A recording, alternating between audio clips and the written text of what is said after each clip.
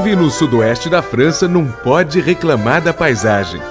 Entre lavouras de girassol, de milho, criações de gado e de pequenos animais, surgem escarpas, cidades antigas, casas e igrejas de pedra, castelos.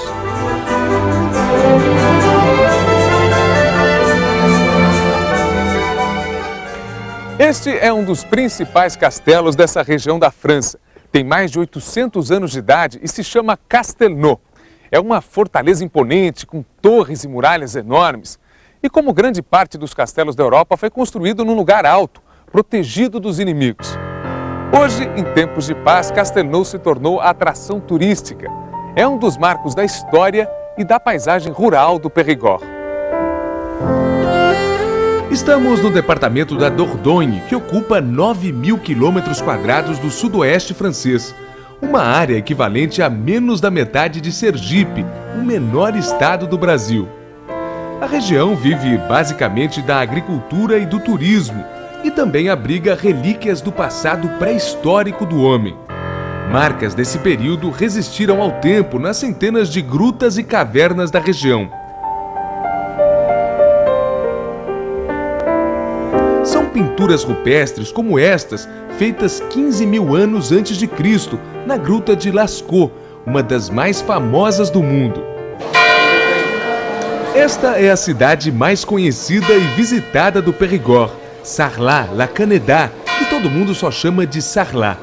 O coração da cidade foi quase todo construído na Idade Média, entre os séculos 13 e 15. Em dia de feira, 2 vezes por semana, a praça se transforma em vitrine da produção rural da região.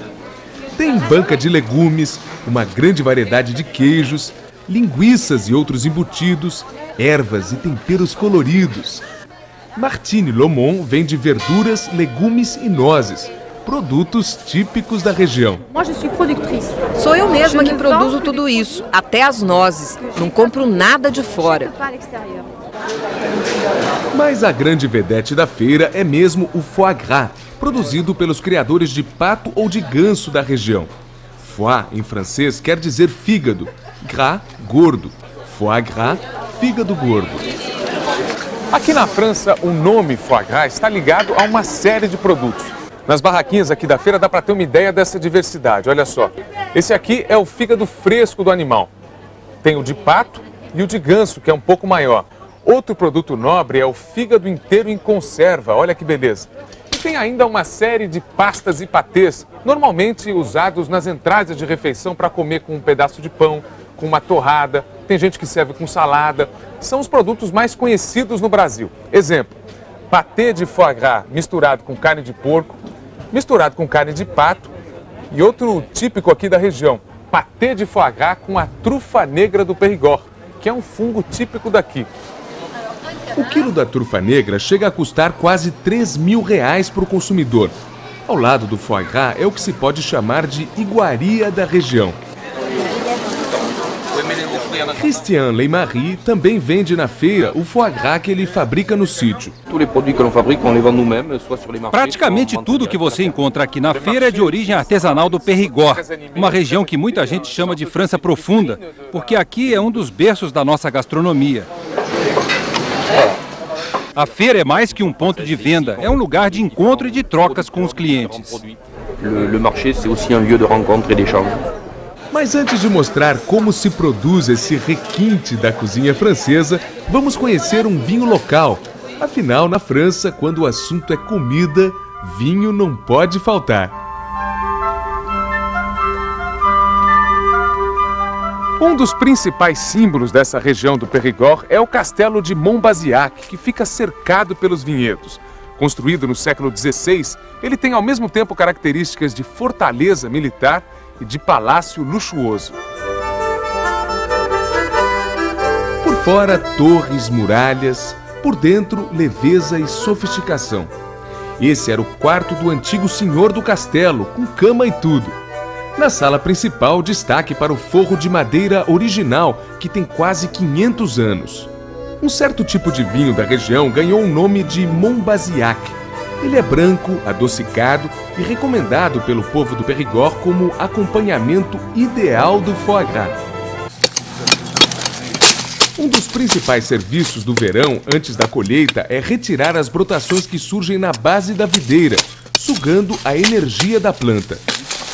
Para Davi Furtu, produzir vinho é tradição e paixão.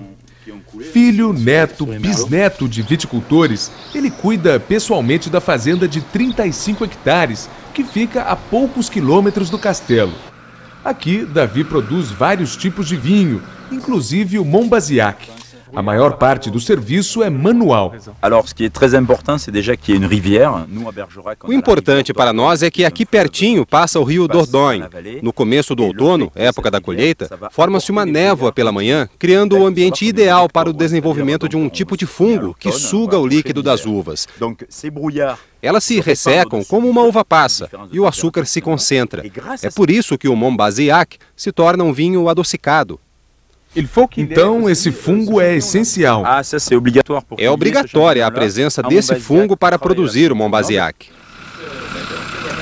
Davi nos convida para conhecer a cave de envelhecimento do vinho. O ambiente é úmido e fresco, com temperatura em torno de 13 graus e pouca variação ao longo do ano. Para ficar no ponto, o Monbazillac passa 20 meses no tonel de carvalho. Aspirando numa pipeta, Davi puxa o vinho e serve 2 taças. Veja que colorido brilhante, dourado. D'ailleurs, je vous invite à le déguster. Avec plaisir. Então ele está me convidando aqui para provar. Santé? Santé. Saúde. Saúde.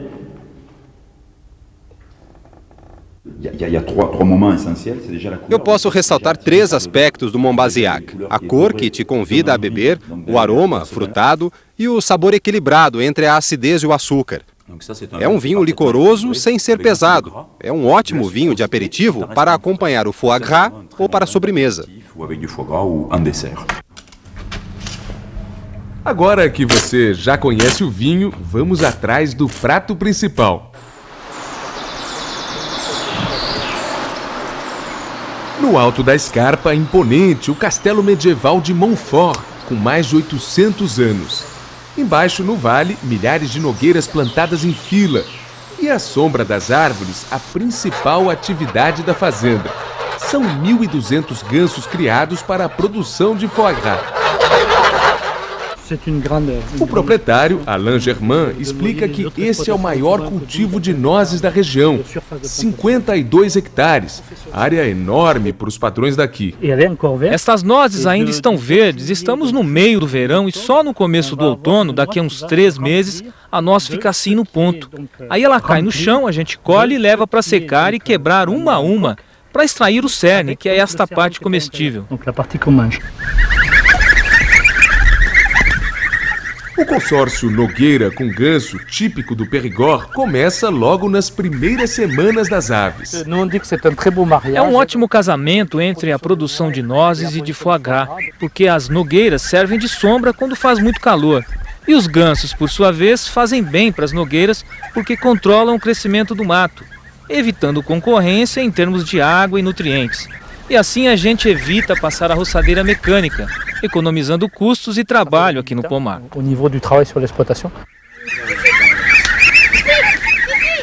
Criações como esta da família Germain têm longa tradição. A criação de gansos para produzir foie gras já existia no Egito Antigo, como mostram os afrescos encontrados no túmulo de um sacerdote, datado de 2.500 anos antes de Cristo. A expansão do Império Romano espalhou o foie gras pela Europa. Antigamente, os gansos eram engordados com diversos tipos de figo, e é daí que vem o termo fígado. A partir do século XVI, navegadores europeus trouxeram o milho das Américas para a Europa. Produtivo e barato, rapidamente o cereal se tornou um alimento importante, inclusive para a engorda de patos e gansos. Apesar de ser mais tradicional, a criação de ganso representa uma parcela muito pequena do foie gras da França. Atualmente, 95% da produção do país vem do pato. Daqui a pouco a gente continua a nossa viagem pelo Périgord, no sudoeste da França. Você vai ver como as famílias da região